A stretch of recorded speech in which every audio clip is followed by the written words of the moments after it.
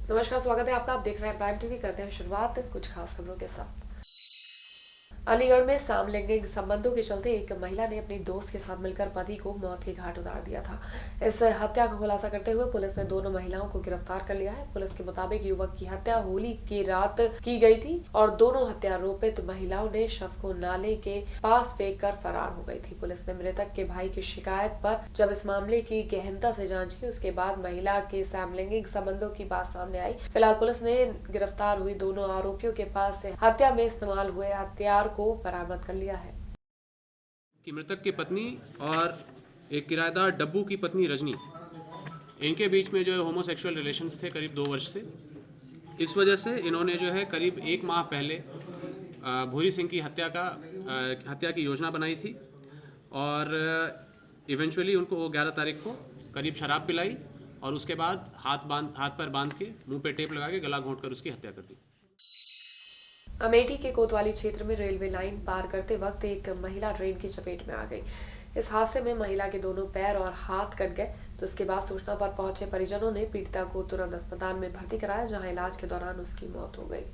ये था ये सुधा वाइफ ऑफ उदय भान सराय कांधा की रहने वाली थी। खेत में काम करके कहीं से जा रही थी, ट्रेन की चपेट में आ गई। उसका बायां पैर, बायां हाथ, दाहिना पैर पूरी तरीके से कट गया था और ज़्यादा ब्लीडिंग होने की वजह से वो एक्सपायर कर गई। अमरोहा के कलेक्ट्रेट सभागार में कौशल विकास विभाग के सप्तरंग कार्यक्रम के शुभारंभ का लाइव प्रसारण दिखाया गया। इस कार्यक्रम का शुभारंभ बीते दिन सीएम योगी के नेतृत्व में लखनऊ के लोक भवन में आयोजित हुआ था। कार्यक्रम को देखने के लिए स्कूली बच्चों सहित डीएम और विधायक के साथ भाजपा के कई नेता मौजूद रहे। इस दौरान भाजपा विधायक ने कार्यक्रम से जुड़ी कुछ बातें भी बच्चों को बताई। बागपत के शहर कोतवाली क्षेत्र की यमुना नदी में 13 मजदूरों और किसानों से भरी नाव अनियंत्रित होकर पलट गई। इस हादसे में एक बच्ची की मौत हो गई, जबकि 2 महिलाएं अभी भी लापता हैं। वहीं गोताखोरों ने 10 लोगों को सकुशल निकाल लिया है। फिलहाल एनडीआरएफ की टीम गाजियाबाद से मौके पर पहुंच गई और लापता महिलाओं की तलाश शुरू कर दी है।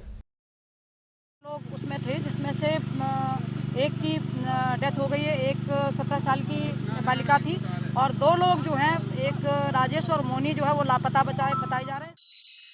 बाराबंकी में लखनऊ सुल्तानपुर हाईवे के पास तेज रफ्तार ट्रक ने बाइक सवार को टक्कर मार दी। इस भीषण टक्कर में बाइक सवार मां बेटे की घटनास्थल पर ही मौत हो गई। हादसे के दौरान ट्रक चालक मौके से भागने की फिराक में था, लेकिन पुलिस एक्सीडेंट की सूचना मिलते ही वहां पहुंच गई और उन्होंने आरोपी चालक को गिरफ्तार कर लिया और साथ ही दोनों शवों को पोस्टमार्टम के लिए भिजवा दिया। बुलंदशहर के पूर्व विधायक हाजी अलीम हत्याकांड का सीबीसीआईडी ने खुलासा कर लिया है। दरअसल टीम ने हत्या के आरोप में हाजी अलीम के बेटे अनस को मेरठ से गिरफ्तार कर लिया है। बता दें कि 10 अक्टूबर की सुबह पूर्व विधायक का शव उनके बेडरूम में पड़ा मिला था, जिसके बाद ये केस हत्या और आत्महत्या की गुत्थी में फंस गया था। फिलहाल एसपी मोहिनी पाठक का कहना है कि सीबीसीआईडी जल्द ही आरोपी को कोर्ट में पेश करेगी। कन्नौज में कोरोना वायरस का एक संदिग्ध मरीज मिलने से स्वास्थ्य महकमे में हड़कंप मच गया। स्वास्थ्य विभाग की ओर से उसको तुरंत अस्पताल में भर्ती कराया गया, जहां उसका मेडिकल परीक्षण किया गया। हालांकि साधारण जांच में अभी कोरोना वायरस की पुष्टि नहीं हो पाई है, लेकिन मरीज की संदिग्धता को ध्यान में रखते हुए अस्पताल प्रशासन पूरी तरह से अलर्ट है। किया है कि इस तरह से उसको दिक्कतें हो रही हैं, कोरोना वायरस का पेशेंट है।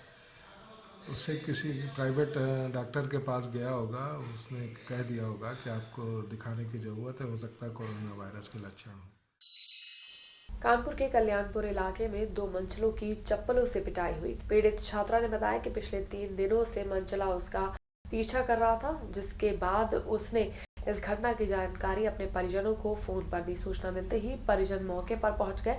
यहाँ पीड़िता की मां ने मंचले और उसके साथी को बीच सड़क पर खूब पीटा। राष्ट्रपति कानपुर में आए थे, उस दिन इसने धमकी दी कि मैं तेरी इतनी खूबसूरत है नहीं रखूंगा, तेरे तेजाब डालूंगा। दूसरी बार इसने 5 जनवरी को धमकी दी और तीसरी बार आज बस में मेरी बेटी बस में आ रही थी रावतपुर से कल्याणपुर के लिए, तो इसने क्या काम किया कि लड़की को बस बाइक आगे लगा करके 4 बाइकें थी और उसने बस से खींचा लड़की को। एक गार्ड बैठा था, गार्ड ने मेरी लड़की को आज बचाया।